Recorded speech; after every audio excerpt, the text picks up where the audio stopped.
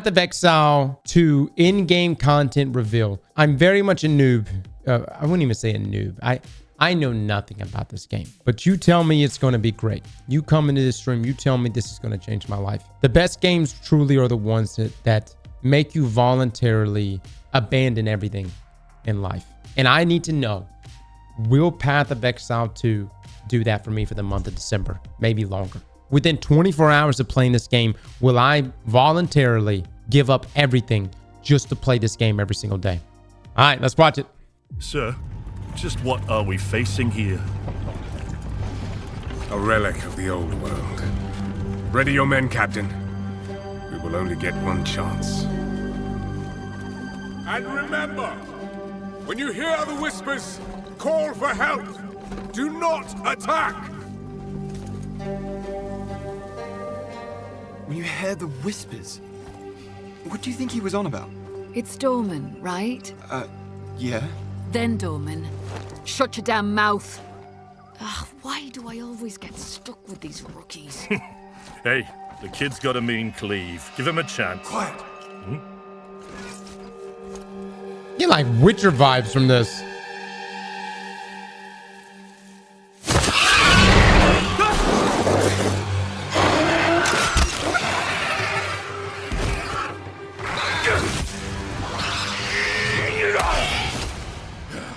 Sullen!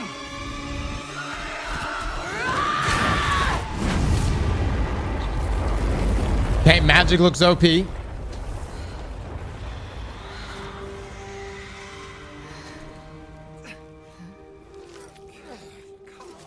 A mean cleave, eh, Captain? Rookie can't even lift his own sword. Captain Oren? Captain? Oh, shit.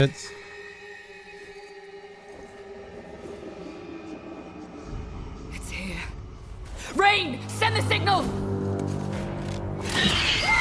What the fuck? Rain!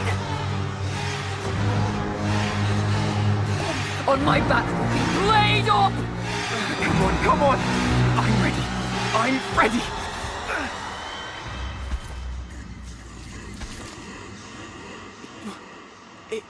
It's a man! No, it's not.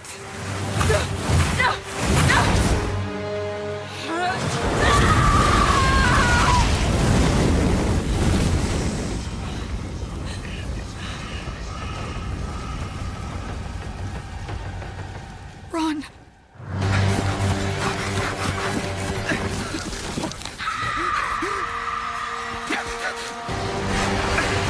Dude, Kushia.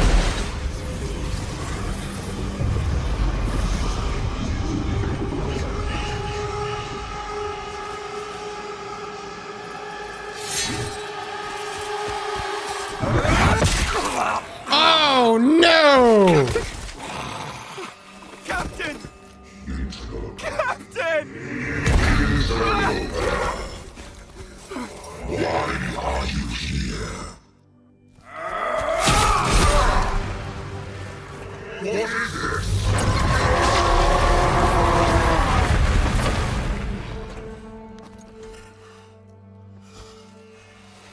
Stop! Humanity isn't ready. On your feet, lad. Sir, the captain, You'll be fine. Here.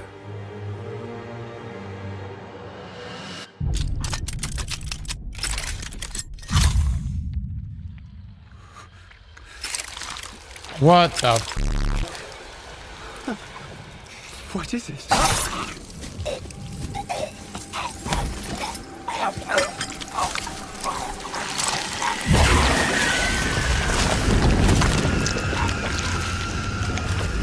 Get the body. Stop. Mortal. It can still be contained. You don't know what you have unleashed. Your kind no longer control this world. We cannot destroy your body, it's true.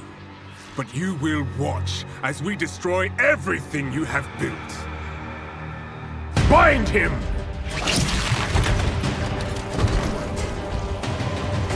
Feed. Grow, my child. I'll make sure you can eat your fill.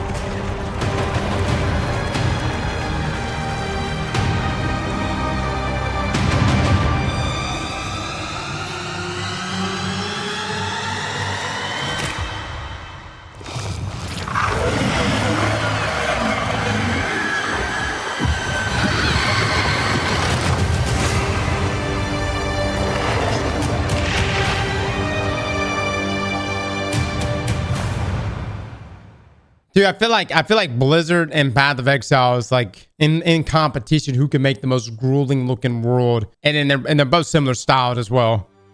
Hi, I'm Jonathan Rogers, Game Director on Path of Exile 2.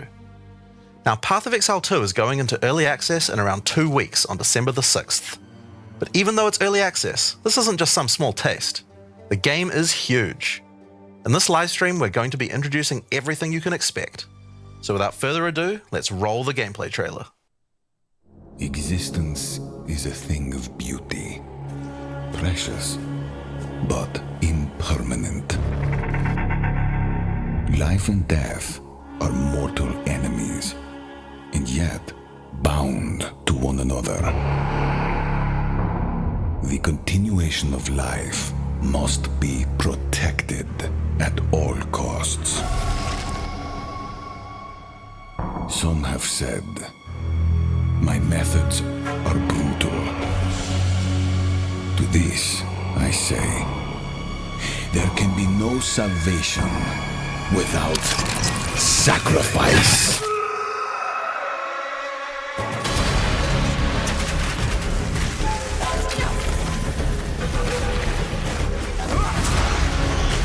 Okay, all right. The full auto crossbow from a second ago, right? Oh, we got a hammer, boy. Let's get it.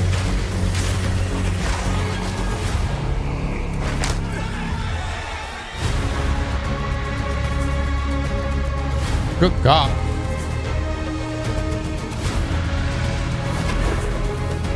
A fucking skill tree.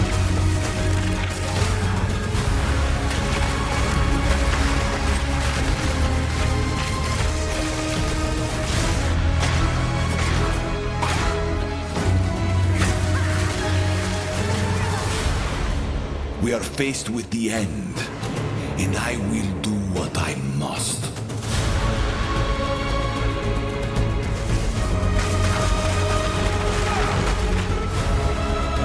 Chat, what class are we supposed to play as?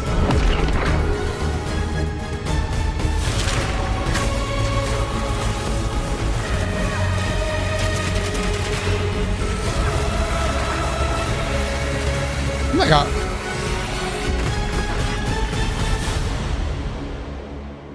You would be a warrior? Those who obsess with death, let them soon be acquainted with it.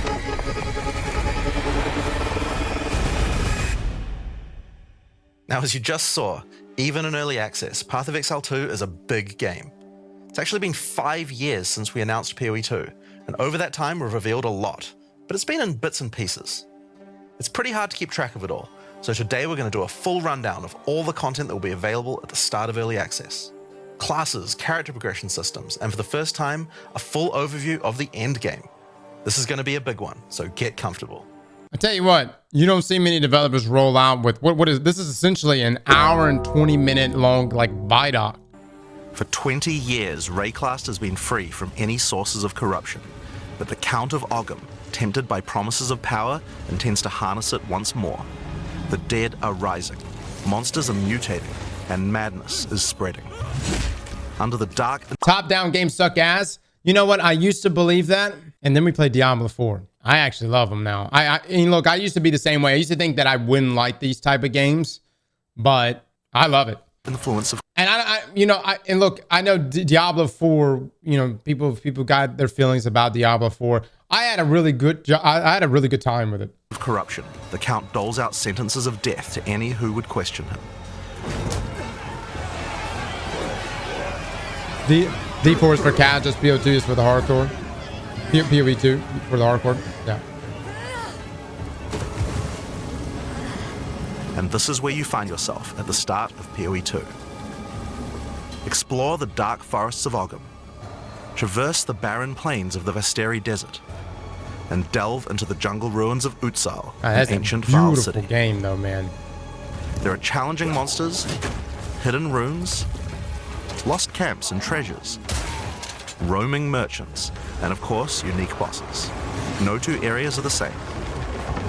It falls to you to track down the seed of corruption, the source of all this devastation.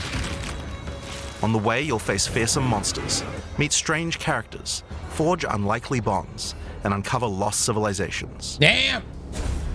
But first, you'll need to pick a class.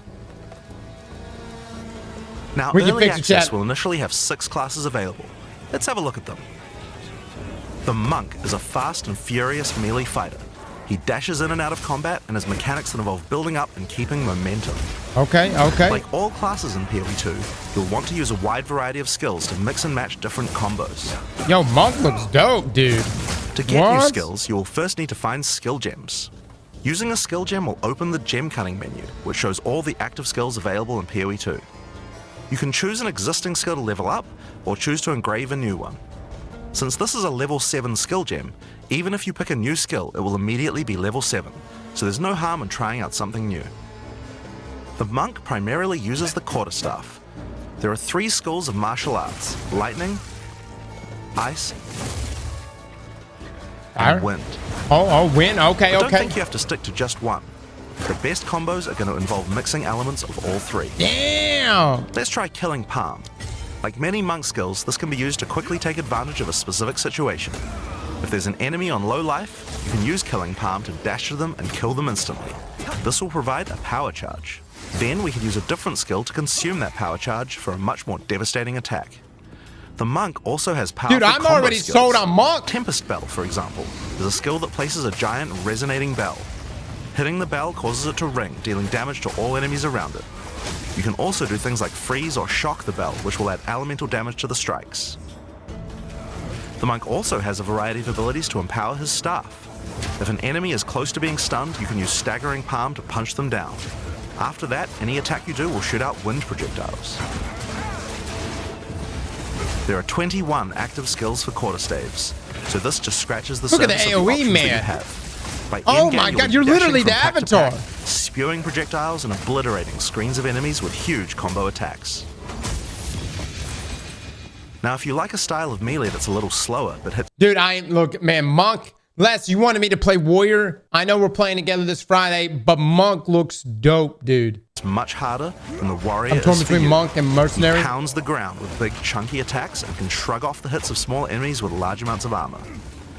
Even though the mace slams are slow, you never lose control. Longer attacks can be retargeted as you go, and if you find yourself committed to a long attack, you can dodge roll out of it at any time. Among the skill option for maces, you will find a variety of slams, fire attacks, war cries, and shield skills. Here, I'm going to slam the ground, rending it apart with lines of fire. Any slam skill will then cause these fissures to erupt with lava. I can even run through them with a skill like Stampede to do huge amounts of damage. All right, I don't know, man. War cries, which can empower your next skill. Seismic Cry, for example, will double any slams from your next attack. The Stampede counts as a slam, so I can double that for even more craziness. If you want to go a little faster and be a little more defensive, equip a shield. In PoE 2, you can raise your shield at any time to block all damage from the front, even spells. While holding up your shield, your stun meter will build as you take damage, so be careful. If it reaches 100%, your stance will break and you will be vulnerable. Some enemies also have unblockable attacks, which are indicated by this red flash. If you see one of these coming, make sure to dodge out of the way. Using a shield also gives you access to shield skills, like Shield Charge, which allows you to charge towards enemies and stun them. Oh my god. While charging, you're also blocking the whole time, so you have full damage immunity from the front. The Warrior also has access to totems.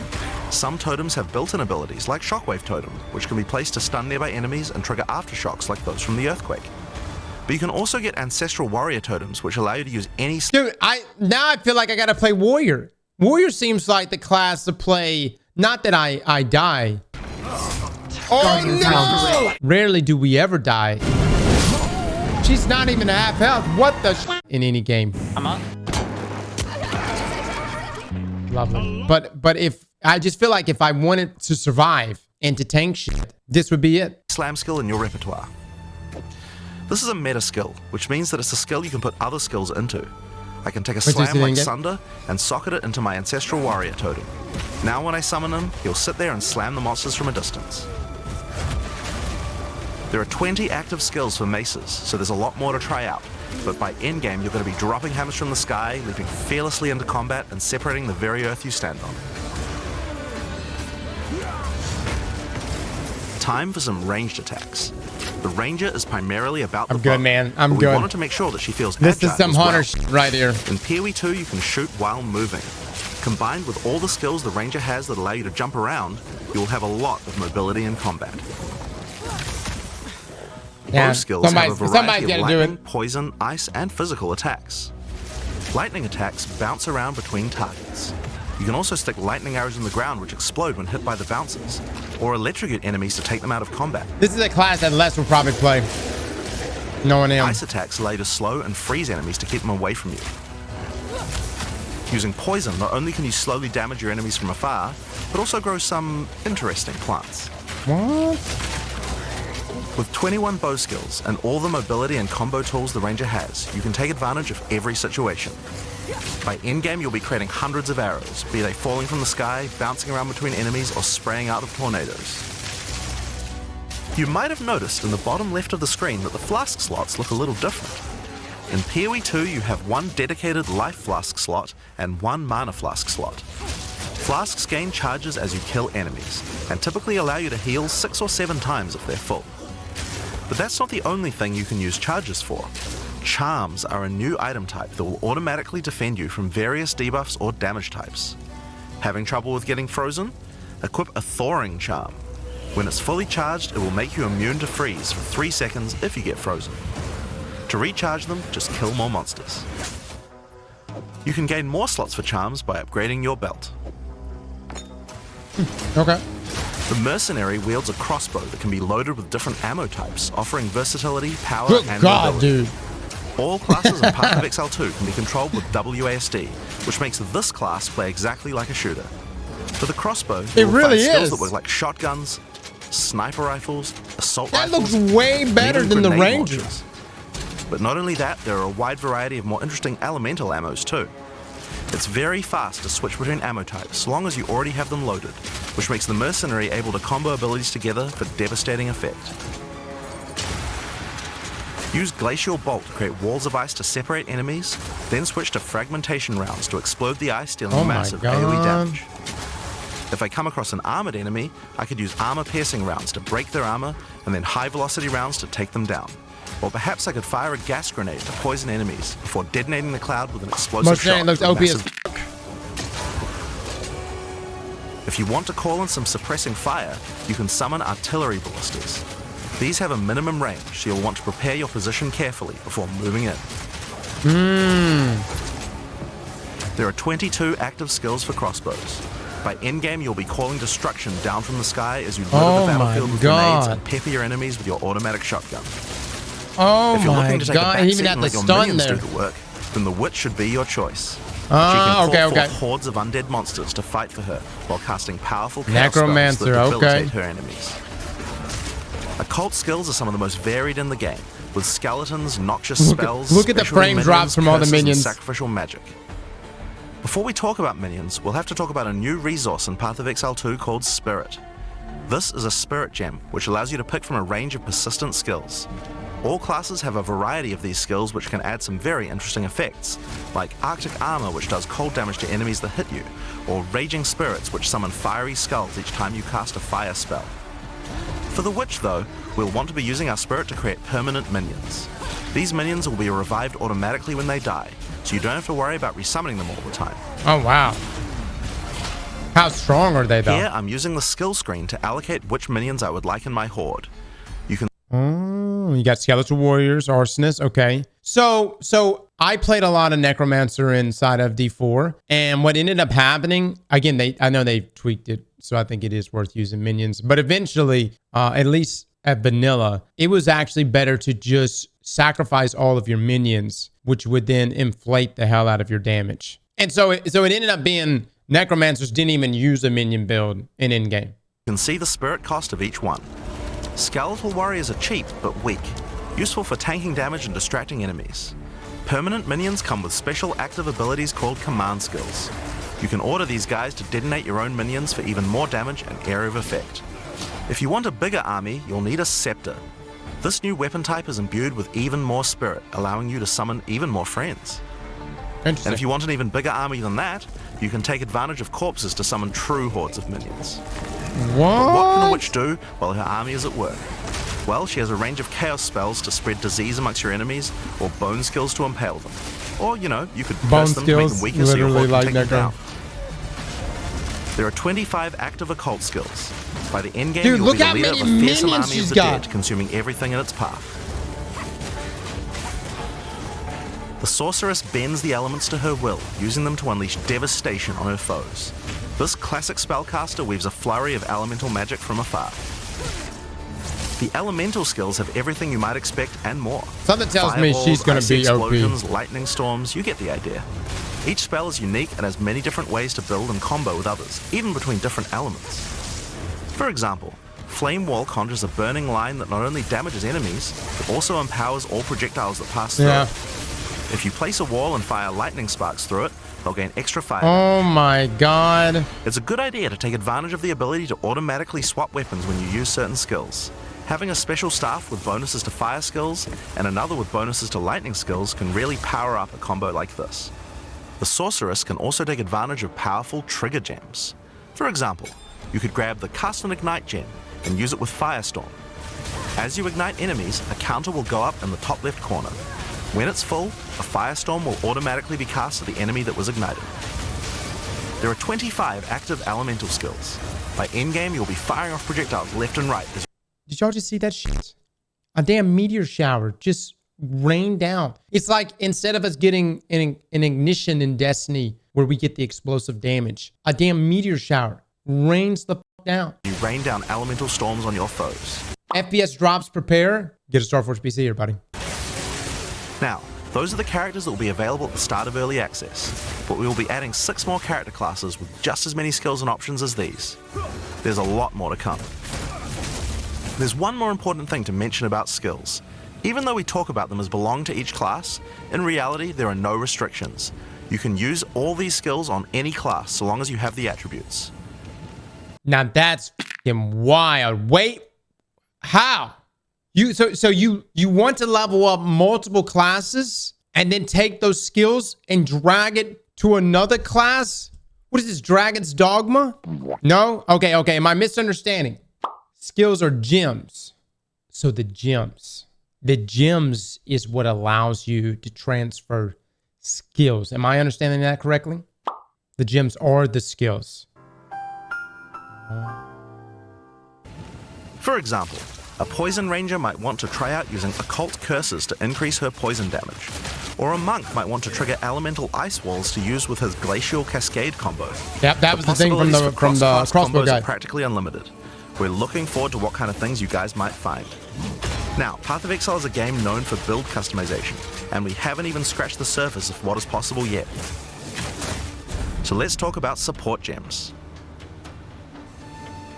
Path of Exile 2 has a system of support gems that can be combined with your active skills to dramatically change the way they work. If you find a support gem, then right-clicking it will open up this screen. Here you will find a variety of recommended support gems for each of your skills that you can pick between. For example, this is a multiple projectiles support gem and can be used to add multiple projectiles to any skill. Normally when you fire a grenade it'll look like this. But if we add multiple projectiles, then you get 3 of them. Once you have the gem, you can also freely move it between any of the skills on your character. If you want to have a multi-shot sniper rifle instead, then simply move. Dude, that's what I was going to be concerned about. I was like, is it just lock it in? It's a one-time consumable. But no, you can move this shit wherever you want. Move the gem over to your high velocity round skill. Generally speaking, if it sounds like a support gem should work with a skill, then it will work. So it's a good idea to experiment. Note that you can only have one of each support gem on your character, so you'll want to think carefully about which supports can be used best with each skill for maximum damage. Now, if you want to stick to the recommendations, you should have a perfectly good time. But if you want to experiment a bit more, then uncheck that recommended button and you can see the full list of supports that will work with your skill. There are hundreds of support gems to choose from, and even we don't know the results of all the possible ways these can interact. Each skill can have up to 5 supports socketed into it, and if you're clever, you can come up with some pretty interesting ideas. Now all of this is just scratching the surface. You can make frost vortexes, break people's armor, make minions explode, make skills repeat, make enemies set each other on fire, cull enemies, or pin them to the ground. Supports let you drastically change the behavior of your skills and create your own unique build, or at least follow someone's OP build guide. So, speaking of builds, let's talk about one of the most iconic Path of Exile systems, the passive skill tree. Yes, it's huge. There are over 1,500 nodes on there. Now, a lot of people open the tree and can get a little intimidated at first, but try not to be scared. There are lots of options, but at its core, it's pretty simple. Each level you get 1 point to put into the tree. Each class starts at a different location, but they all share the same tree. Around your section of the tree, you'll find relevant bonuses for your character. You should be safe in the knowledge that there aren't many wrong choices here. Almost all the starting nodes will be useful for your character in some way. But if you do happen to make a choice you regret, you'll be able to respec any nodes you've taken by spending a little bit of gold. Hot damn, that seems expensive. Now, 93? the tree is generally divided up into clusters which have similar themes. In each cluster you will find small nodes that give simple bonuses like increased damage, but the real power comes from notables. Notables normally have much more interesting bonuses, and they tend to care a lot more about how your build works and what skills you're using. For example, 90 gold is nothing? Dude, you could buy 2 maple logs in RuneScape with that. in the mercenary area of the tree, this one gives a 25% chance for crossbow skills to knock Pre-inflation. Pre-inflation. I don't know what it is now. Actually, hey, I don't know what it is now. consume a bolt. And here's one that gives grenades a chance to blow up a second time. This one gives a chance for projectiles to rebound off terrain, as well as giving you some pierce chance to make that more likely. Note that even though this is in the mercenary section, this would work with projectiles from all classes, so there are often reasons to go to different areas of the tree. In order to get between these clusters, you will generally have to allocate nodes in the attribute highways. Attribute nodes allow you to pick which attribute you would like to use, so it's very easy to get points for any attribute that your gear might need. You can change which attribute these nodes give you for half price at the respec vendor. In addition to notables, you will also find even larger passives called keystones. Keystones have both an upside and a downside, and often require changing your entire build to design around them. Look at that. Hold on. Did y'all see that? Maximum life 1, immune to chaos damage though. Damn. I don't know what chaos damage is, but immunity sounds pretty good. Often require changing your entire build to design around them. A great example is Giant's Blood, which allows you to wield 2-hand weapons in a single hand, but doubles the attribute requirements of them. You can use a 2-hand mace with a shield, or even dual wield them. Or how Oh about my Mind Over God. Matter, which makes all damage go to your mana pool first before your life pool, but you lose 50% of your mana regen. Skills like these can be tough to build around, but if you're up for the challenge, they can Dude, be dual very mace rewarding. wielding? As we showed you earlier on the Sorceress, you can swap between weapon sets on the fly as you use certain skills. One of the new features in Path of Exile 2's passive tree is that you can choose to have your passive tree change as you switch between weapon sets to take advantage of specific bonuses on the tree. For the Sorceress, you might want to change between fire and lightning specialization. Or you could switch between one-hand and a 2-hand setup in order to be able to block boss Dude, attacks that's wild while right following there. up with heavy hits from your bigger mace. Or perhaps We can't even get artifact mods to save in dim links. Or in loadouts, in loadouts. you could have a full curse setup on your witch to debuff enemies before switching to a chaos degen build. Cross, didn't you play Diablo 4? This is a lot of the same systems? No, dude. This is way more in depth than Diablo 4. Diablo 4, we had like one little skill tree. You got one little skill tree. Top, it comes down, and it's branches this way, branches this way. The skill tree was much, much smaller. Yes, you had the other one. What was the other tree that was in Diablo? Paragons. So we had Paragons, which, you know, that was a little more in depth, but this one seems way more comprehensive. For maximum damage. If you want to stick with just one weapon set, you can just use these specialization points as bonus points to invest however you like. but creative players will find plenty of opportunities with this system. You can get weapon specialization points throughout the campaign from optional bosses and quests. For example, if I manage to defeat the Crowbell, I'll get a weapon specialization book. There are lots of other permanent boosts available from the campaign too. On the map you can see icons that indicate the many optional encounters you can find. Some of them have permanent character boosts and others have powerful items. If you're having trouble getting past a boss, it might be a good idea to explore and see what you can find. For example, if you defeat Blackjaw the Remnant, you'll gain a permanent increase to fire resistance. One of the most important finds are spirit bonuses. You can find the first one here in the canopy in Act 1. Defeat the boss in this area to acquire a permanent addition of spirit. The permanent buffs you gain from spirit are very powerful, and every class will find a use for them, so make sure you hunt down these upgrades. Dude, that's huge. So it's not just you're killing a boss to just kill it and flex, right? Or even just to get loot. You're getting permanent attribute increases. Dude, imagine we had this in Destiny. Imagine if you killed Atheon, you permanently did 5% to 10% more damage to Vex. There's one in each act. Now, we haven't even talked about the most important element of character progression, items. That's why we're all here, right? Items in Path of Exile can be broken down into 4 rarity groups: normal, magic, rare, and unique. Okay. One of the things you're going to want to do as you play through the campaign is upgrade the items you find, and you can do that with currency items. An Orb of Transmutation will allow you to upgrade a normal item to a magic item with 1 mod. You can then apply an Orb of Augmentation to add a 2nd mod, then use a Regal Orb to add a 3rd mod, and upgrade it to a rare. Finally, you can use some Exalted Orbs to add more mods to your rare to a total of 6 mods. I don't even know what's happening. One of the things we think is really important is to make these options available to use as you play. All the items that add mods are much more common than they were in Path of Exile 1, so that you can use them throughout your campaign playthrough. We want you to find things on the ground that can be crafted into upgrades much more frequently.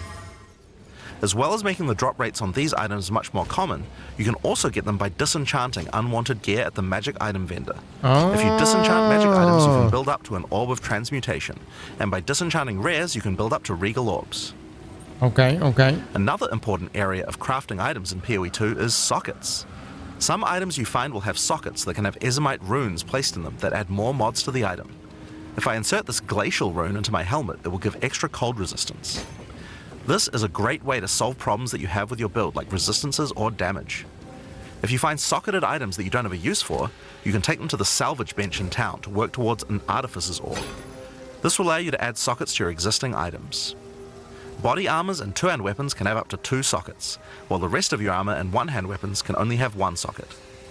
You can also salvage items with quality to create items like armor scraps or whetstones. These will allow you to increase the quality of your items for an up to 20% boost. Okay. If you don't want to disenchant or salvage your items, you can always sell them for gold.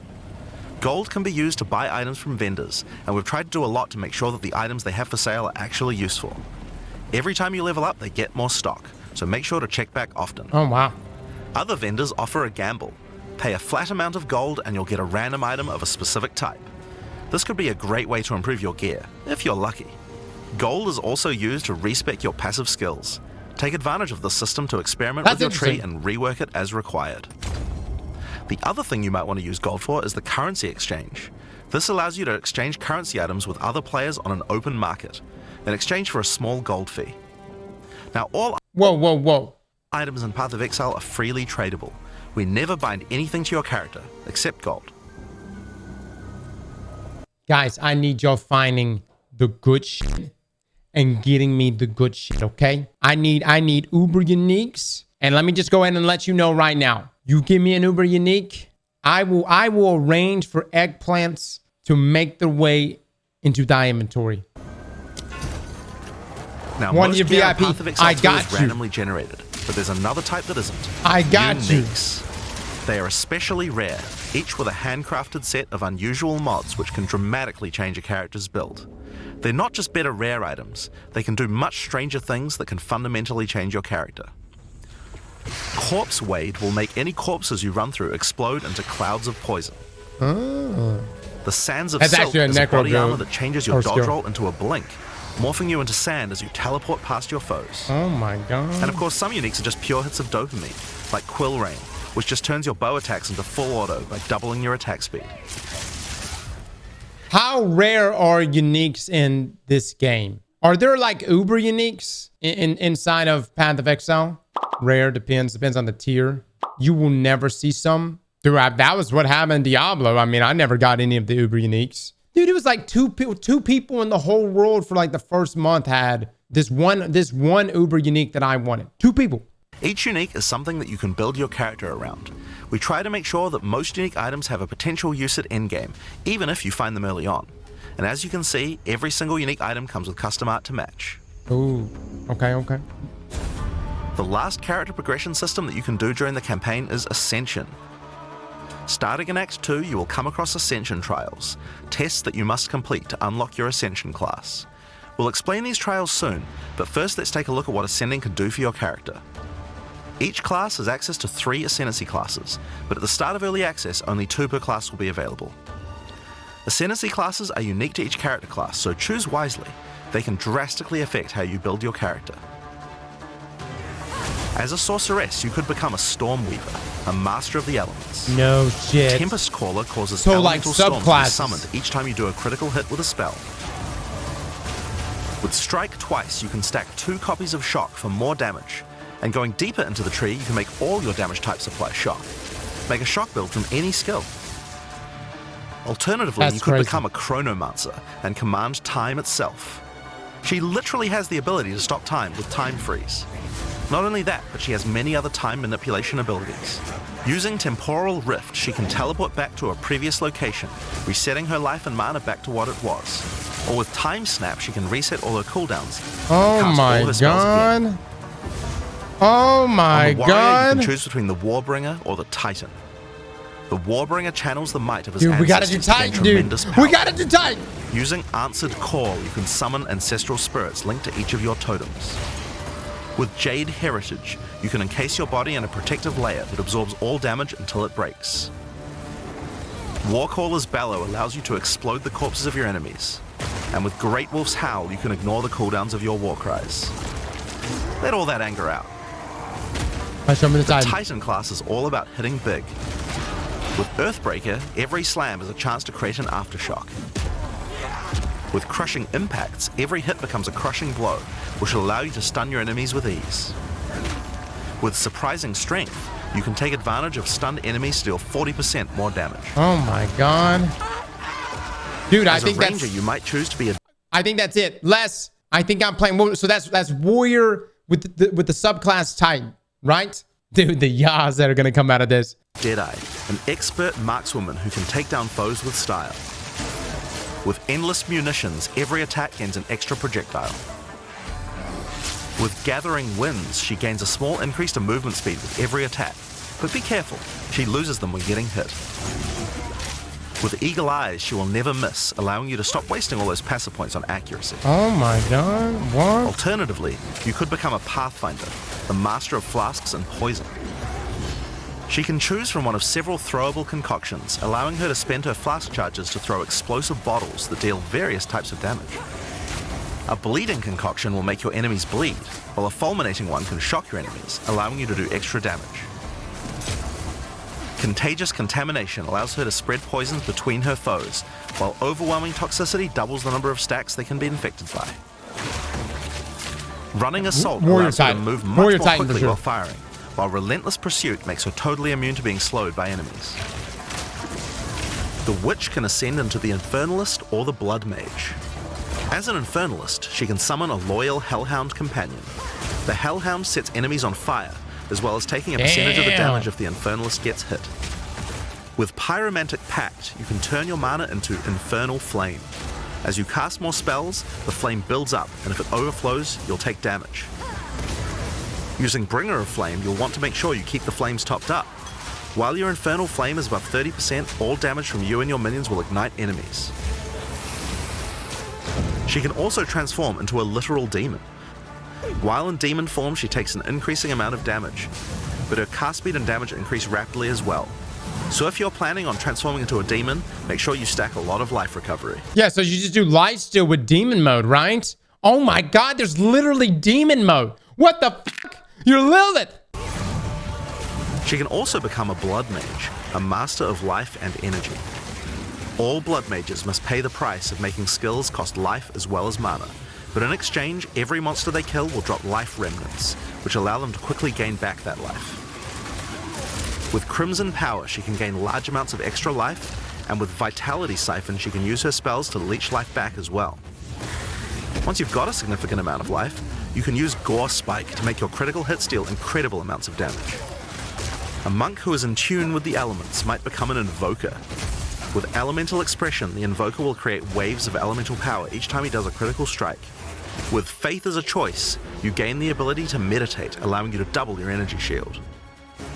Choose between I am the Blizzard or I am the Thunder to specialize in cold or lightning. That looks really good as a solo player. And I Shall Rage will allow you to turn into an unbound avatar. Oh my lord. Each time you apply a status ailment to an enemy, you gain Unbound Fury. When you have enough, transform into an avatar to deal way more damage and inflict even more elemental ailments. Some monks choose to reach into the darkness instead. Yes! The Acolyte of Chayula can exchange their mastery of spirit for darkness, a resource that can be utilized to both absorb and deal damage. The Shroud of Darkness will protect you from all damage incoming, but if you take Grasp of the Void, you will deal extra chaos damage from all the darkness you have. Their Dark Pact offers greatly increased resistances to chaos damage and can allow their mana leech to not only happen instantly, but apply to their energy shield as well. Another node you can take is Waking Dream, which allows you to see into the domain of the Breach Demons. There you will see the Flames of Chayula that can be taken to gain life, mana, and damage. The Mercenary has a job to do. Which job suits you? You might choose to become a Witch Hunter. Obsessive Rituals will give you a sorcery ward, allowing you to defend yourself against elemental hits in exchange for less defense against attacks. With Zealous Inquisition, your enemies have a 10% chance to explode on death. The chance is doubled against demons and undead. With Judge, Jury, and Executioner, your initial hit against enemies can deal up to 30% of their life and damage, if you're lucky. Oh my This is great god. for hunting powerful bosses. And with Witchbane, you can break your enemy's concentration, preventing them from casting spells as often as they would usually do. You could also choose to become a Gemling you need to play Legionnaire, this guy. enhancing your abilities by embedding gems directly in your flesh. Integrated Efficiency will give you extra skill slots. Thermatological Infusion gives you extra maximum resistances as you sock up more and more support gems. Adaptive Capability allows you to use any color of gem without worrying about attributes, while Crystalline Potential adds extra quality bonuses to every gem socketed into your character. So those are the Ascendancy classes for the start of Early Access. Dude, I'm so torn.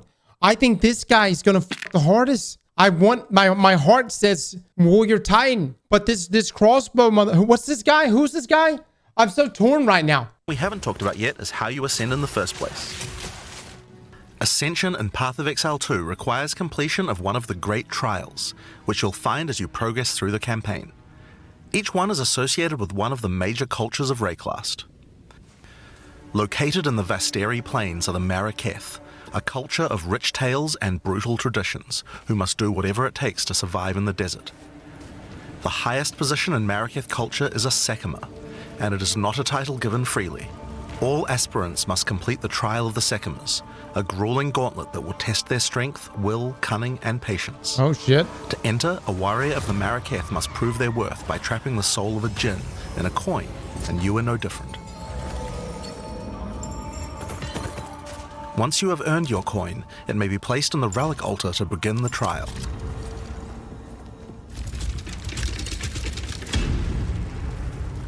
Do you have to do this solo or can you do it with friends? Can you do it with teammates? In the Trial of the Sekimas, each room has its own challenges to overcome. In this room, each rare monster you kill will send its blood to the chalice in the center of the room. Once the chalice is filled, you can't run a co-op though? able... Oh, really? You can run a okay, most people are here saying solo. Yeah, I plan on doing co-op. Yeah, like Les and I will be playing. Well, I mean, I'm being told you can have six, you can have a group of 6. So we might pull a lot of people, but it's probably going to scale substantially on that. To proceed. While fighting monsters in the trial, you will need to be very careful. Each hit will not only hurt you, but will damage your honor. The monsters are well telegraphed so that you can avoid their attacks, but if you run out of honor, you will fail the trial and need to find another coin you can't in even order get to try hit? again. It is a good idea to make sure that you are well prepared before challenging the trial of the Secondus. Wait, what if you're a hammer boy? What if you're up close? What if you're on top? Do you just have to dodge that shit? After each room, you will be rewarded. In this case, you have been given a key that can be used to unlock chests later in the trial. Once you have claimed your reward, you will be shown a map of the rest of the floor and may choose how you wish to proceed. Which challenges would you like to face, and which rewards do you want to claim? Some rooms are more dangerous, afflicting you with debuffs that will persist for the entire trial. For example, entering this room will afflict you with Spiked Shell that will cause all monsters in the rest of the trial to have 50% increased life. Oh my god. You will want to take care if you choose such a path. There are many different challenges and rewards as you journey through the trial. Deadly traps, waves of monsters, Timers, look at that. and strange artifacts will test your honor. As you progress, you'll be able to gain boons from the Jinn, which will help you on your journey. For example, the Sekima's cloak will revive you once if you die, giving you a second shot at a run. Okay, so Ascension is it's not a handout. It's not, here's your freebie, new subclass, go have fun, gamer. As far as I'm understanding this, you got to earn this shit. As in, you would fail. It's very likely to fail multiple times when trying to unlock Ascension. One of the rewards you may find is Sacred Water, an extremely valuable and treasured resource to the Jinn and the Maraketh. Trading it with the Jinn will allow you to receive many benefits. You can recover honor, gain additional boons, or remove afflictions. At the end of the floor, you'll find a powerful boss which will truly test your limitations. In order to ascend, you will need to defeat him. Oh my god, you can't lose too much honor. Having defeated the boss, you've earned the right to ascend. But first, the loot. The keys you have found may be used to open the various treasures in the vault at the end of the floor. We only have a single bronze key, so we'll just have to open one of these small chests. If you want to open the better ones, you'll need silver or gold keys. Let's use the Altar of Ascendancy. Your first ascension will allow you to pick your class and grant you 2 points to use in the tree. Damn, brother. That's going to be so awesome. I mean, I think the more I think about it, the more I think we're going Warrior Titan. Now, there are more floors and many more rewards that can be found within the Trial of the Sekimas, but we'll save that for the section on the Endgame. For now, let's talk about the second Ascendancy Trial, the Trial of Chaos. In Path of Exile 2, you can choose whichever trial you like to earn your Ascension. Each culture on Rayclast had their own methods to ascend. If the Trial of the Sekimas is not your kind of playstyle, or you're finding it too difficult, you could try another. You can gain all your Ascension points from just one, or mix and match them. It's up to you. For early access, we will have 2 trials as options, with a 3rd trial coming later for the full release. While exploring the Vaal jungle, you'll discover the Temple of Chaos. Before the Vaal embraced the science of corruption, their civilization worshipped chaos. So this is another way of obtaining Ascension, correct? This ancient trial was once used by the Vaal to test their high priests. A high priest of the Vaal must show willingness to risk everything to gain power. Entry to the trial requires a token from a strange entity known only as the Trial Master. For those in which he sees potential, he shall inscribe an ultimatum. Many have attempted these trials in search of greatness. Most have perished. Will you be able to defy the odds? Before you begin each chamber, the Trial Master will offer you a reward and a choice. Choose one of 3 tribulations to affect you through the rest of the trial. These modifiers might beef up the monsters, curse the player, or add environmental hazards like turrets or trap runes. In this case, we'll be picking shocking turrets.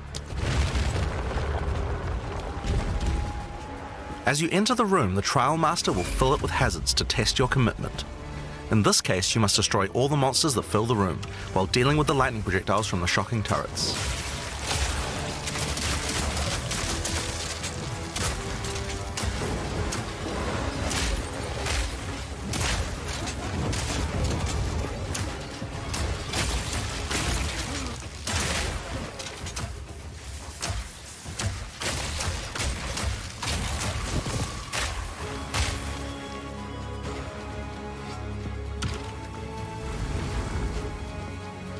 After each room, you will need to make a choice.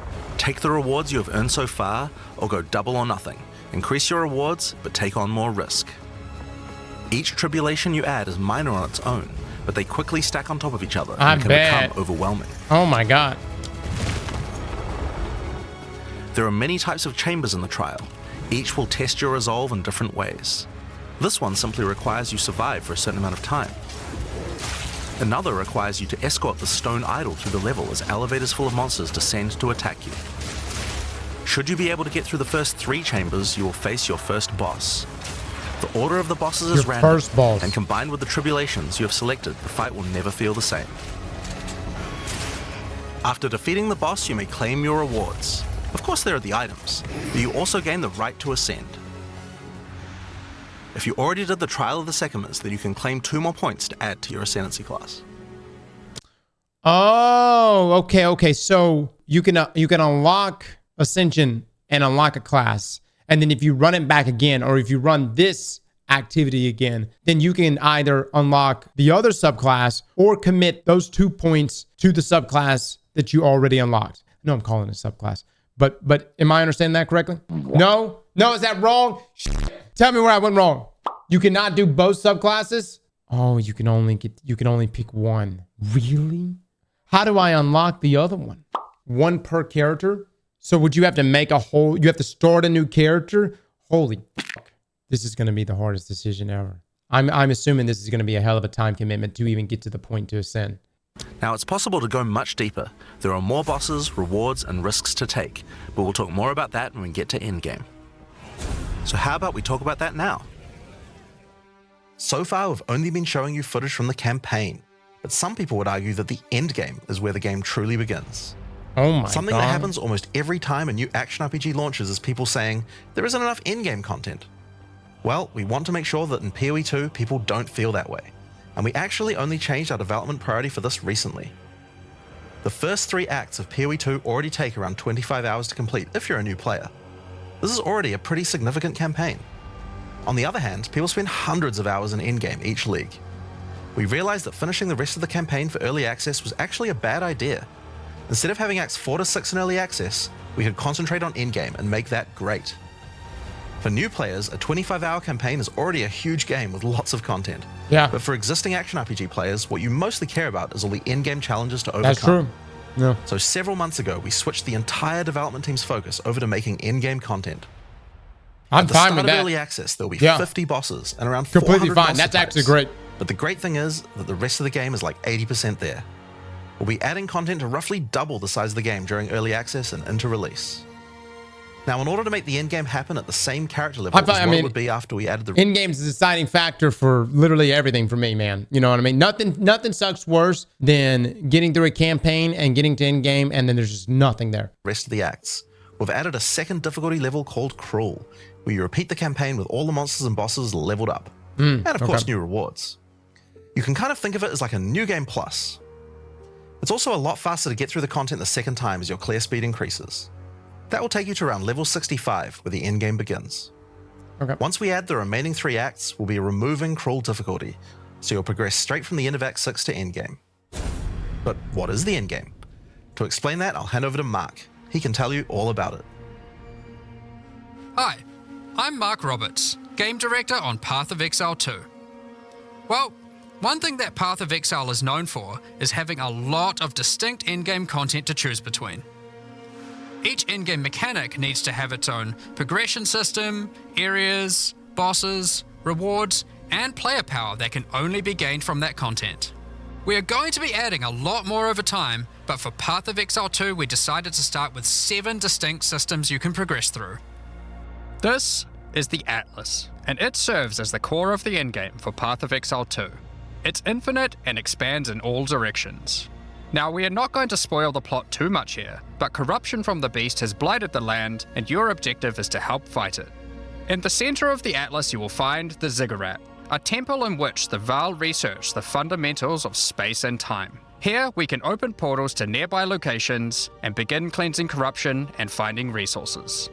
In order to power the portal device, we will need waystones. Each waystone has a tier which will determine the level of the monsters that you will face. To go to an area, simply click one that is adjacent to an area that you have already completed. Insert the waystone and click Traverse. Portals will open, allowing you and your party to travel to the area you have selected. All the areas in the endgame feel distinct from the locations in the campaign, and we have dialed the randomization up to 11. The monster packs you will face in each map are totally random, and the combination of them can lead to some very interesting combat situations. There are over 400 monster types in early access, and they have a lot of varied and interesting abilities. Depending on which combinations you face, you might find some serious challenges. In order to cleanse the corruption from the area, you will need to defeat all the powerful rare and unique enemies in it. Once you have done that, the area will be marked as completed and you will be able to travel past it to progress deeper into the world. If you die, then the map can no longer be run, and you will have to find another way around to get to the areas behind it. There are— What? Holy shit. So we just can't die. Les, we can't die. This is like hardcore. Behind it. There are also all kinds of other random encounters you might run into as you play maps. One such encounter are precursor artifacts. These are ancient, corrupting monuments that irradiate the monsters around them. The monsters that feed off the corruption are drawn to their power. If you defeat the monsters and cleanse the artifact, you will get a powerful temporary buff. Some of the buffs make you faster, others rain lightning or fire around you, and some even give you increased experience or help you find better items. You can also find strong boxes. These enigmatic chests guard piles of treasure, but are always a trap. Monsters lie in wait to attack you the moment you open it, and the boxes often have mechanisms to unleash powerful spells or dangerous debuffs. There are different types of strong boxes containing different items, and you can even use your currency items to craft them on the fly, so you can optimize the contents. But be careful of opening one you can't handle. I can handle it. We got this. I can't help it. I gotta get the loot. Sometimes you'll discover monsters frozen in essences, solidified crystalline corruption. These dangerous monsters can be broken free. If you defeat them, the essence they drop can be used to upgrade normal items to magic items with a guaranteed mod from a category. For example, we could use this one on some boots to ensure a movement speed mod. Rarely, essences will also drop that allow you to upgrade magics to rares, adding the guaranteed mod. God, that looks so strong right there. Sorcerer looks so good. This is incredibly powerful, since it allows you to get a second deterministic mod in your crafting projects. Les, I think you need to go Sorcerer. I'll play Tank, you play Warlock. That's literally what we do in Destiny. Combining these with the currencies that are commonly found in Rayclast for modifying items, and we can get a very nice pair of boots indeed. Waystones, like all items, can also be crafted using your currency items. Adding prefix mods will improve the rewards, while suffix mods increase danger. The more dangerous a map is, the more waystones will drop. Adding mods to your waystones is key to progressing to higher tiers and sustaining them, but it will require you to take on larger challenges. There are a variety of factors you'll have to consider when crafting your waystones. Some maps will have higher density, some lower, some have more magic and rare chests, or monsters, some are more linear, and others more open. Make sure you explore and think about what makes certain maps good if you want to maximize your returns. As you cleanse corruption from higher and higher tiers of the Atlas, you will gain points that you can spend in the Atlas tree. This tree allows you to juice the danger and rewards of all areas in the endgame. Another tree? You could increase the number of monsters, the number of rares, the number of precursor artifacts or strongboxes, even the quantity of item drops. As you explore the endgame world map, you'll notice various different biomes, from snow-capped mountains to dense jungle valleys. Most maps are restricted to certain biomes. As you continue to explore deeper into the Atlas, there are all sorts of things to discover. These cities are constructed by different peoples of Rayclast and have specific items that can be found there. These strange structures marked on the map don't appear to do anything for now. Perhaps you'll work out how to use them later.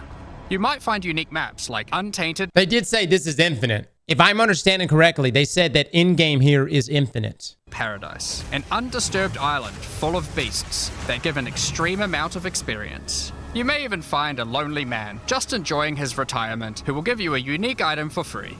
In addition, you can find special areas that would make a good spot to set up camp. Clear these areas of their hostile inhabitants, and you'll be able to claim them as your own hideout. You can decorate your hideout as you see fit and invite various NPCs to join you there to create your own personal base of operations. A great tool for exploration are towers. These mysterious precursor constructs are dotted around the Atlas. Completing the tower will reveal a large area around it, allowing you to scout out your next challenge. There are lots of things to find, so keep looking. Some sections of your Atlas are influenced by corruption. This adds extra modifiers to the maps in the region, increasing difficulty and rewards. Here, slaying monsters in close proximity to each other will cause the vestiges of corruption within them to merge together, forming powerful and grotesque abominations. You may have noticed while looking at the Atlas that some of the areas have these icons above them. The icon indicates that the area contains some kind of special encounter. This icon indicates that the area has a powerful boss. Because only 1 in 4 maps contain a map boss, we are able to make them very powerful and very rewarding. These bosses come from the campaign, but have had their difficulty increased with changes to AI and some of their abilities. It's worth noting that because you can see where the bosses are, you can choose to take them on or avoid them. If you do choose to hunt bosses though, then you will be rewarded with special points for the boss hunting section of the Atlas skill tree. Oh the my points here god, will allow another you to tree! specialize in boss killing, giving you much greater rewards for defeating them. For each different type of content in the endgame, we are adding specialized trees in order to make it so you don't feel the need to respec your points when you change between different types of content. We will be showing you 7 of these by the end of this presentation, so there is still a lot more to come. Bosses are not the only icon you will see on the Atlas. Let's take a look at one of the endgame systems, Breach. If you played PoE 1, you might be familiar with Breach. For PoE 2, we have created sequels to several PoE 1 leagues. While the mechanic is familiar, the monsters, bosses, rewards, and progression are all new. A breach is a tear in the fabric of reality. Opening it will allow you to see the demons and otherworldly monstrosities that lie in wait on this other plane of existence. By engaging with a breach, you'll create a bridge between their world and Rayclast. In order to keep the breach open, you will need to kill the demons that pour forth. The faster you can kill the monsters, the more monsters you will fight, and the more loot you will find. You can also find clasped hands that will open and drop more items if you run over them. These can be a good boost to the rewards of the breach, so keep an eye out. I love the visual effect of this right here. Like what it was like the breach spreading or something like that. One of the rewards that you may find while fighting monsters from Breach are tablets. Tablets are special items that can be used with precursor towers to add more encounters to the Atlas. Breaches will drop breach tablets. Clicking on a completed tower will allow you to consume the tablet to add more breaches to areas within range of the tower. This makes all the content in the Atlas self-sustaining. Want to do more breaches? Find the tablets, add them to your towers, get more breaches, getting more tablets. Soon your Atlas will be covered in otherworldly domains. In addition, like all items in PoE, you can craft them. Use your currency to add mods to your tablets, allowing you to upgrade all the breaches in range. Tablets can have up to 2 mods. These mods do things like adding extra rare monsters, extra clasped hands, or even monster density of breaches, allowing you to keep them open longer. Often, you will find multiple towers near to each other with overlapping areas of effect. This can allow you to really juice the mechanic by stacking the mods from multiple towers. Oh my god. In your fight to hold... So you can create your own optimized farming location. Like you could, with the overlapping of towers, you could create an area with like the most elite style monsters with like the highest drop rates. Holy shit. The breach demons at bay, you may want to use the powers of their world against them. Each endgame mechanic always has player power that can only be gained from that mechanic, and Breach is no different.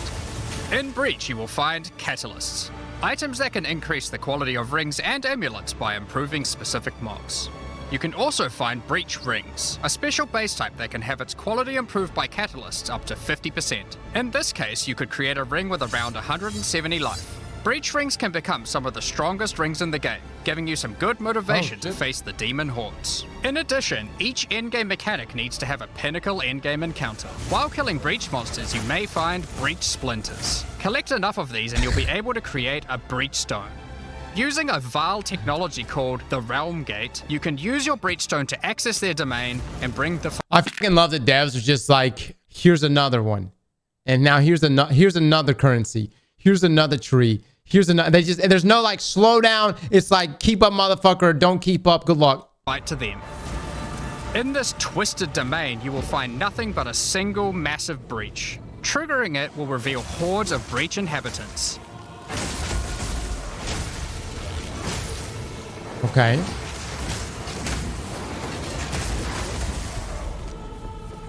And should you be fast enough, you will be The timer's able to freezing. fight their leader, Zesht. We that are one. We that dreamed. We in nightmare. We that are one. Fate relies truth. So is the witness. All right.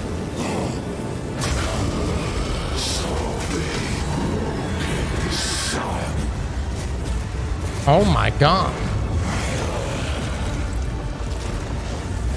Okay, so obviously this guy's gaming right here. How much damage would one of those hits do to us? And I know this depends on the modifiers and then all kinds of other shit and your level and your kit and gear and stuff. But like, what if that does like half health or something? Insta death? Get the fuck out of here. No way. This is just one of the pinnacle encounters of PoE 2. We won't be showing there he the goes. rest He of just them, lost the so shield. you will have to discover them for yourself. But rest assured, this is some of the hardest content we have ever made.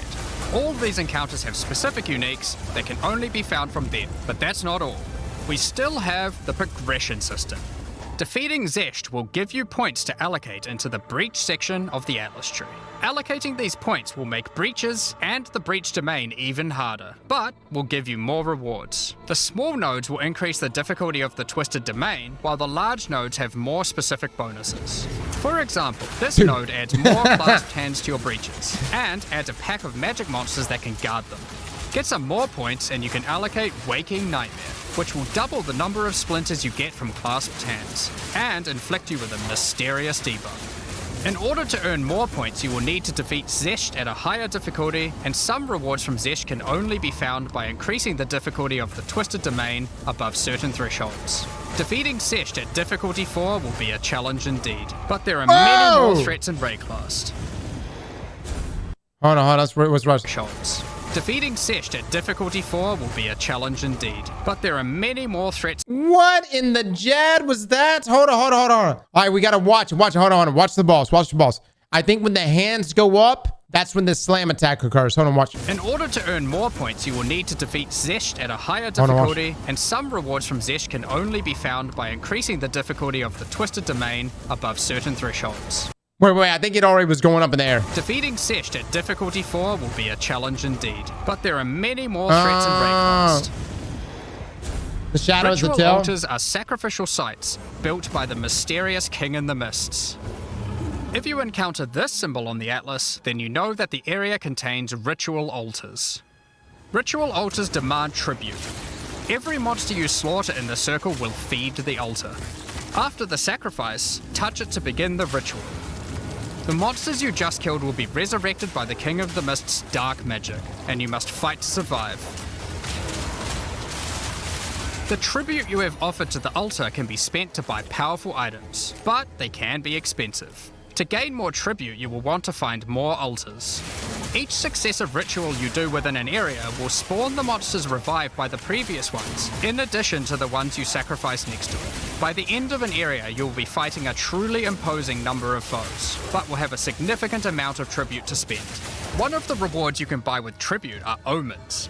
These are special items that allow for metacrafting. Crafting items that affect other crafting items. Have an item with good prefixes but bad suffixes? This omen will help you to remove the mod you don't want, while keeping the ones you do. There are a bunch more of these with different effects, but we will leave them for you to discover. Interesting, Now, okay. don't forget that Ritual will also drop tablets, which can be used to specialize into getting more rituals. If you want to get to the pinnacle boss of Ritual, then you will probably want to use them. They can also be crafted to grant mods, making your rituals more rewarding. The pinnacle encounter of Ritual is the King in the Mists. Feared by the Azmeri people, he is said to have brought eternal darkness to the Wildwood. We won't show the encounter, but just like Breach, there are a range of unique items you can get for defeating him, and you will gain points in the ritual section of the Atlas. There we go, baby.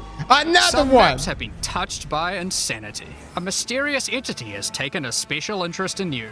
Step through the looking glass and you will find your nightmares coming to life. When you touch a mirror, the mists of delirium will spread out across the area, infecting your mind. You must stay within the mist to maintain the nightmare, which is as profitable as it is terrifying. Everything you kill will increase the rewards that drop. However, the deeper into the mist you travel, the stronger the monsters are. Be careful not to overstay your welcome. Rare and unique enemies will become vessels for terrifying demons, who will manifest out of them to unleash powerful attacks on you. The mist also offers a strange crafting material, distilled emotions. By combining these emotions, you are able to instill your amulet with a notable from the passive skill tree. This is like gaining an extra passive point for free, attached to your gear. They are also particularly great because you don't have to traverse the tree to get them, allowing you to get off-class bonuses that would normally be much harder to get. What the f did I just see?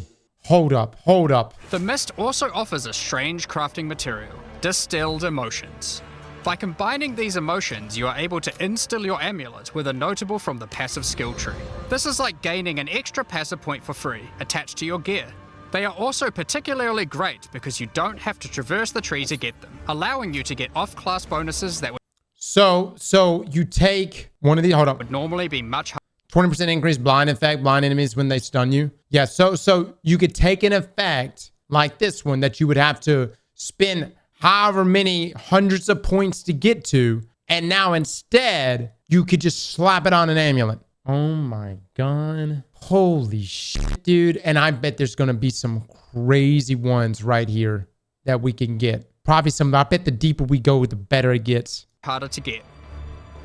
Distilled emotions can also be used to instill your endgame maps, applying Delirious to them and adding additional difficulty and rewards, allowing you to further juice your endgame maps. The tablets you can find from Delirium can be used to further improve, not always, increase pack size, okay, gotcha, make the fog dissipate slower, or improve your progress towards the pinnacle encounter of Delirium. Speaking of which, every now and then you will find simulacrum splinters. The mysterious entity will create strange encounters based on warped versions of your own memories. Monsters and simulacrums come in waves that get progressively more difficult. You will receive loot at the end of each wave, and you will have to make the decision to leave now or continue on, facing up against even tougher foes from the mist. The bosses you will face as you get deeper into a simulacrum are truly terrifying. If you can complete a simulacrum, you will gain points for the Delirium section of the Atlas skill tree. Next up, we have Expedition. Occasionally while clearing corruption, you will encounter these Kalguran settlers. The Kalgurans have discovered ancient burial sites with lost Verisium artifacts, and they want you to help dig them up with explosives. The Kalgurans have marked the locations where the relics can be found. Place explosives as best you can to dig up as many as possible. There is just one problem. Corruption has brought the corpses of their ancestors to life, so you might have to do a little cleanup before you can reclaim the artifacts.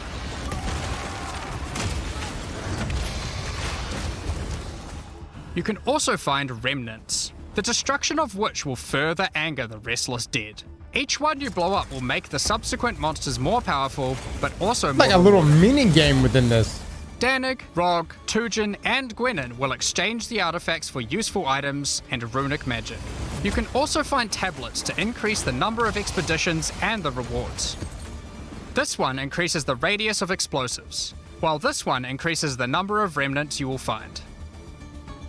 Eventually, you might discover a logbook. These are special maps. Please read our 100,000 page starting manual to help you enjoy our game. I fucking love it, dude. I love this. No. I'm all for this shit. Am I going to be confused a lot and make and fuck up some stuff? Sure, but that's part of the process. On the other end of potentially 3,000, 4,000, 5,000 hours, we will have made it to the promised land. Full of buried treasure and relics. Essentially one giant dig site.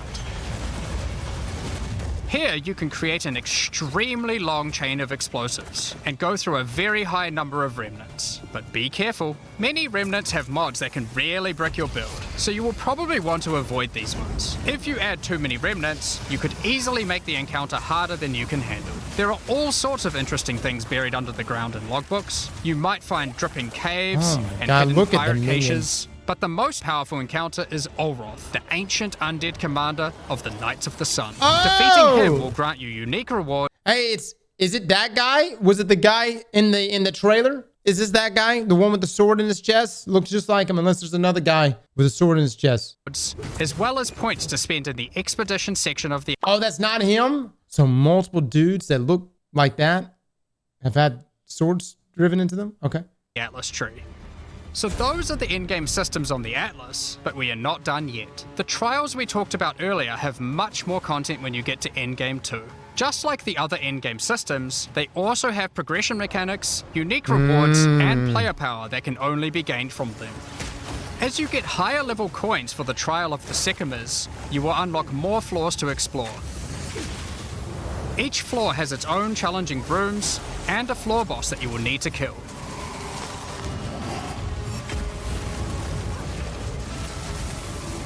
There are 4 floors in total, leading to another pinnacle boss at the end of the last floor, which can only be accessed at endgame. The Trial of the Sycamores is where you'll find jewels, which you can socket into your tree. These are like passives that you can craft with your currency items. They can be really powerful as they allow you to stack modifiers that may not be easily accessible on the tree normally. This jewel gives lightning damage and shock chance, for example. There are quite a few jewel sockets on the tree, so it's possible to gain a lot. Oh my god, there's fucking sockets on the tree of power here. There are also other types of jewels that don't provide any bonuses themselves, but affect other passives surrounding them. This jewel increases the effect of small nodes and radius by 25%. With careful placement in the tree, you could get a significant amount of power from it. There are also unique jewels available with very interesting effects, but you will have to find those for yourself. Look at that radius. Look at that. So you got a jewel that affects the radius. You just want to hit everything in this radius then, or as densely as much as you can. In order to push further into the trial and uncover the secrets of the Maraketh, you will want to take advantage of its progression system, relics. Relics are items that can be placed in the relic altar as you start the trial. They give special bonuses that affect the trial, making it easier and increasing its rewards. Of course, you can craft these with your currency items, making them even stronger. If you can complete the entire trial overcoming all 4 floors, the final boss will reward you with one of many unique relics. These relics will be consumed when used on your next run, but can reward you with unique and powerful items. For example, this is the Last Flame. If you use it, you will have only 1 honor for the entire trial, so you will need to do a completely hitless run. Oh my god. The Trial of Chaos also extends into the endgame. As you gain inscribed ultimatums of higher and higher levels, the number of chambers that you can go through increases. In true Vaal style, this allows you to take even more risks for even more rewards. At endgame, you can progress through up to 10 chambers with it's gonna be the traps that get me, dude. Run. Stacking 10 tribulations on top of each other will make this a significant challenge, but it's worth it. The Trial Master will tempt you with items of the Vaal Empire, such as Vaal Orbs. Vaal Orbs are powerful crafting items that corrupt your gear with random, mysterious outcomes. Corruption prevents an item from being modified further, so it has to be the last step of your craft. But it's also the most impactful one. For example, if you use one on your body armor, it might add a new powerful enchantment, or it might re-roll up to half of its modifiers. Vaal Orbs also have the ability to add a socket, allowing you to bypass the normal restriction of how many sockets an item can have. So you wait to do the corruption once you've upgraded a piece of armor as much as you like. That's like the last thing you want to do to a piece of armor, right? Body armor could get up to 3 sockets this way, allowing for a significant number of mods. Yeah, but it can brick your Vaal item. Orbs can even modify uniques. Adding enchantments or sockets to uniques can make them incredibly powerful, but there is a good chance that you will break them as well. The Trial Master will also occasionally... Oh my god. Dude, hold up. That's wild. Because there's no way, the only way to get that unique back would be if you would have to earn it back. So it's a straight up gamble. Adding enchantments or sockets to uniques can make them incredibly powerful, but there is a good chance that you will break them as well. The Trial Master will also occasionally offer you soul cores. Originally formed by Chaos, the Vaal sought to replicate soul cores through human sacrifice rituals and blood magic to power their civilization. Soul cores are powerful socketable items, with mods that cannot be obtained from regular runes. Like all endgame content, there is of course a pinnacle boss. The final chamber will drop keys to this mysterious door. Some say this is where the Trial Master himself resides. Perhaps you are willing to take the risk to find out. Oh my gosh, so that's like the big because there is round? still just one more thing. Oh the my most difficult content in Path of Exile 2. While mapping, you might come across this fortress that has emerged from underground, surrounded by an enormous maze riddled with danger. Is the maze preventing something from getting in, or something getting out? This fortress is of ancient origin, and its construction has similarities to the towers and tablets that you have been using on your journey through the endgame. It is clear from the entrance that there are 3 keys required to enter. Local factions are vying for access to the fortress in order to seize the power they believe will be inside. Each of the faction's leaders have managed to get their hands on one of the keys, so you will need to defeat them. Each faction is led by an Uber Act boss. You can see one of them inhabiting the city, but in order to fight him, you will first need to defeat their 2 lieutenants in the adjacent zones. Be careful. If you fail against either of the lieutenants, or to kill the leader, they will move on, and you will need to find them again. Oh my Kill all the Uber bosses and you will God. gain access to the fortress. We aren't going to spoil it, as we can't wait to see you guys attempt it for the first time. But is there a tree you get points in after killing it? Of course there is. This is Path of Exile. There is always another tree. So these are your challenges for PoE 2. As you can see, this project is crazy. So the tower that pops up with the pinnacle boss is extremely rare. And if you fuck up and fail it or die, then that's it? It's because it just leaves? Crazy huge. Way bigger than even we expected when we started out. But how do you gain access? Well, during early access, you'll need a key to get in. To thank our existing PoE supporters who have spent more than $480 US, Here we go. we'll be giving you guys a key for the PC version for free. Anyone else who wants one can get one by purchasing one of the new early access supporter packs that have just been released to the store. If you just want early access to PoE 2, then you can get a key in the $30 US early access pack. The pack also comes with $30 of points to spend in the MTX store. But we also have a variety of other supporter packs filled with exclusive microtransactions, points to spend in the store, and even physical items. The cosmetics can be used right now in PoE 1 and in Path of Exile 2 when access starts. Most of this Again, the game is free, but look at that last one. Hold on. points to spend in the store, and even physical items. The cosmetics can be used right now in PoE 1 and in Path of Exile 2 when early access starts. $480. You get the forum title, the portrait frame, the 2 Path of Exile, 2 early access keys, Liberator armor pack, all the armor packs. Holy shit. Most of this footage has been recorded in Path of Exile 1, since that's where you can use them immediately. The Lord of Ogham supporter pack. Oh my God, what the fuck? What is that? Use them immediately. The Lord of Ogham supporter pack contains a cosmetic armor set befitting of the Count of Ogham himself. There is also a matching back attachment, which has an alternate variant depicting the influence of corruption. Also in this pack, you can find a portal formed of the rusted armor of the fallen soldiers in the Red Vale of Ogham, and the offspring of a vicious crowbell boss found in the hunting grounds. This one doesn't look so vicious though. So these are all just cosmetic shit, right? On top of that, you'll receive the Iron Count's Y-hander to apply to your one-handed or two-handed swords. For those who are wanting to decorate your hideouts with fond memories and tales of Path of Exile's history, you will also get a series of hideout statues. This pack Okay, so yeah, nothing's pay to win. Gotcha. contains the statue of Hillock. For Path of Exile 1's closed beta, each pack contained a true New Zealand icon, the Kiwi. Following this tradition, all packs in this series will also contain a new themed Kiwi pet. A Kiwi? The pet will loyally follow you into battle, but run away at the first sign of trouble. Okay. Become the ruler of the desert with the king. All right, so this is all just like drip stuff. I don't even want to look. Man. Must not be tempted. I'm going to walk away from this stream wanting to get the damn $480 pack. King of the Look at the Pharaoh hideouts. supporter pack. Show your mastery of traversing the sands of the Vasteri Plains. The body armor will allow you to glide along the ground with ancient sand magic. Now each armor set comes with body armor, boots, gloves, and helmet, but the boots are covered in sand.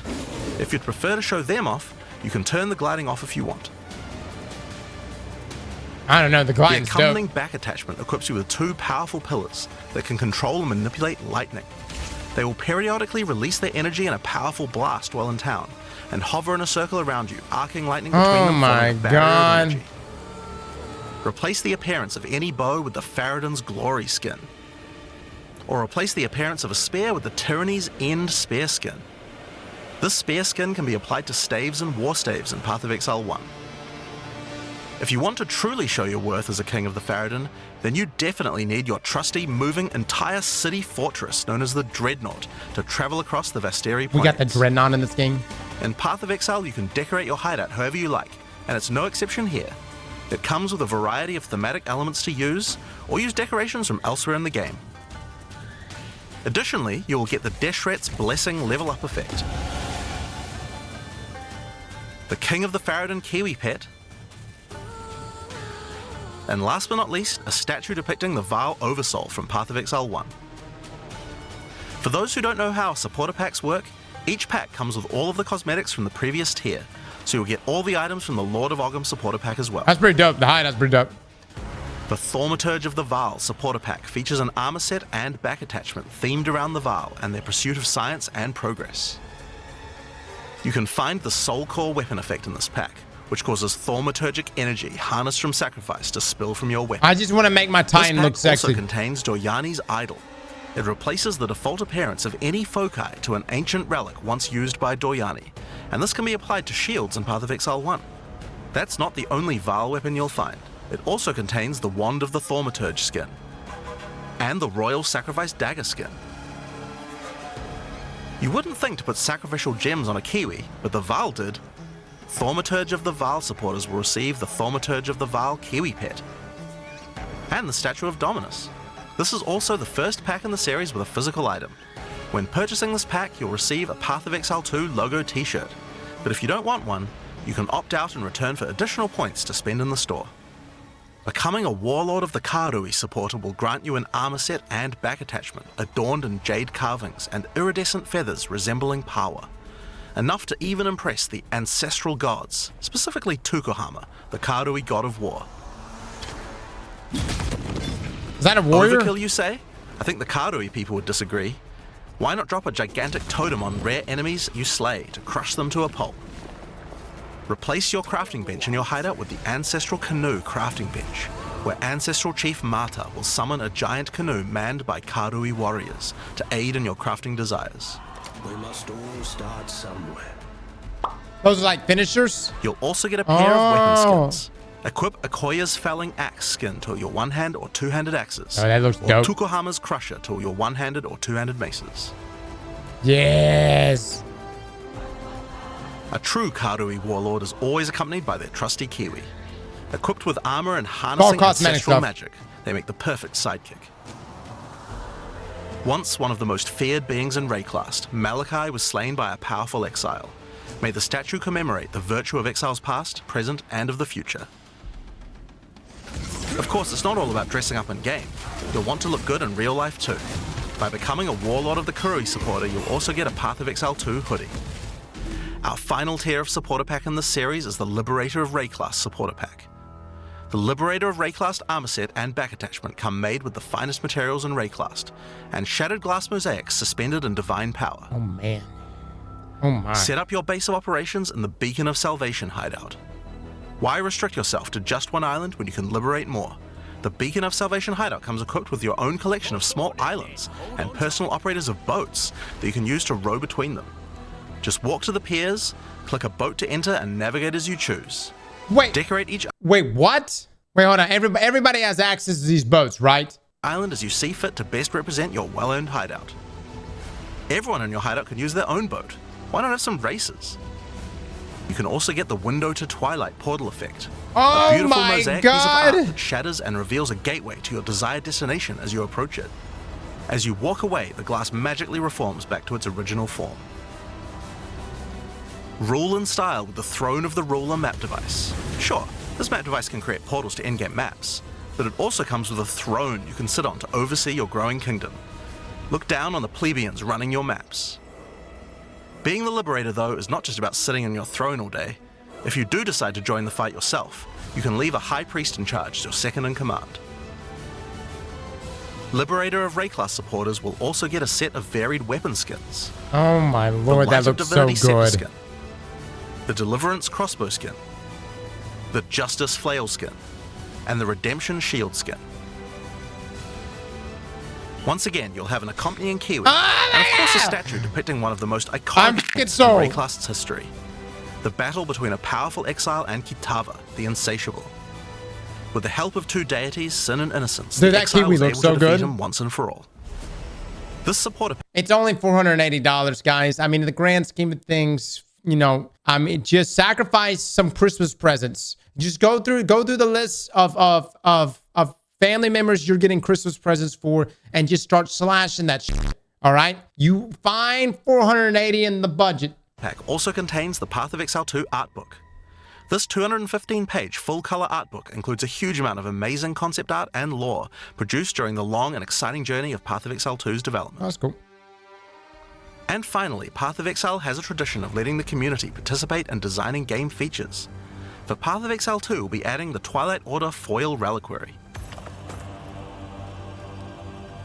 By becoming a Liberator of Rayclass supporter, once Path of Exile 2 is released, you will be able to select any unique item you have found and be able to drop it from the reliquary. Once players have submitted their items, keys to the reliquary will start dropping, and other players will be able to find foil versions of uniques that you have submitted, along with a message for the lucky player. What the fuck did I just... What did he... Produced during the long and exciting journey of Path of Exile 2's development. And finally, Path of Exile has a tradition of letting the community participate in designing game features. For Path of Exile 2, we'll be adding the Twilight Order foil reliquary. By becoming a Liberator of Rayclass supporter, once Path of Exile 2 is released, you will be able to select any unique item you have found and be able to drop it from the reliquary. Once players have submitted their items, keys to the reliquary will start dropping, and other players will be able to find foil versions of uniques that you have submitted, along with a message for the lucky player. The more players submit the same unique, the more chances there will be for the reliquary to drop them, so choose wisely. So you could choose a unique to drop for other players? Can you literally put these nuts in a message to some random player who would be thrilled to get a unique? But will that message stay forever? Like every time they open up the weapon, will it say these nuts every time? Please, for the love of God, let this be real.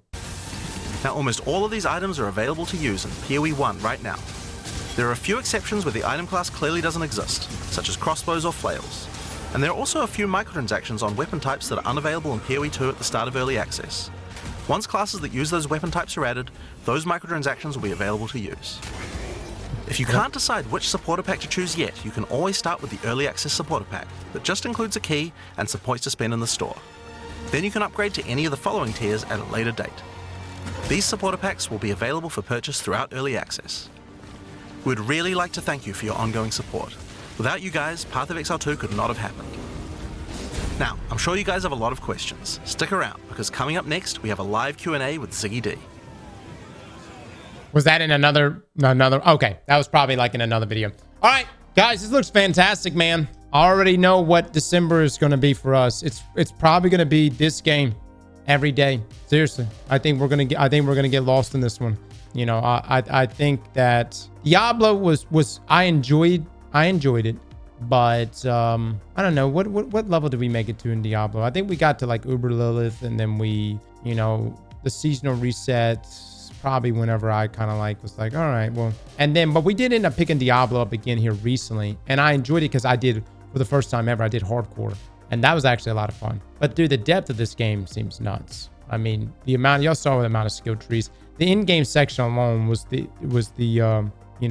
this part right here. Let's see. It started right here. The bulk of the video was going over in-game. The amount of stuff that's going to be in in-game. The fact that this map just goes on infinitely. And they got trading too. You could actually trade items. That's crazy to me. I don't know how we're going to do this. The only thing that I'm curious about at this point, are there going to be clans or guilds? already in the game, and you have 250 slots. Perfect.